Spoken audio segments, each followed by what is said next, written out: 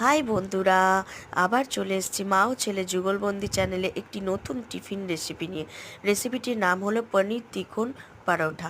তো এর জন্য আমার যেটা লাগবে সেটা হচ্ছে একটি গোলাকারে পরোটা।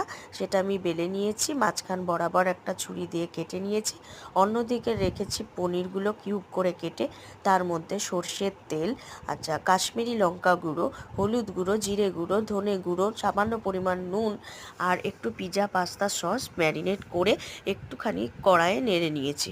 এইবারে আমি দেখো পরোটার ওপর একটু টমেটো সস আর চিলি সস ভালো করে বুলিয়ে নিয়েছি।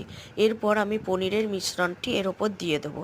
তার ওপর আমি দিয়ে দিয়েছি সামান্য পরিমাণে গন্ধরাজ লেবুর রস আর বিট নুন। এবার আমি কি করব, একটার ওপর আর একটা পার্ট ত্রিকোণ আকারে চাপিয়ে নেব, দিয়ে গরম গরম টিফিনের জন্য সার্ভ করব। তো ওলার প্রথমত পনির জিনিসটা ভীষণই ভালো লাগে, তার সাথে পরোটা ও ভীষণ ভালো খাবে।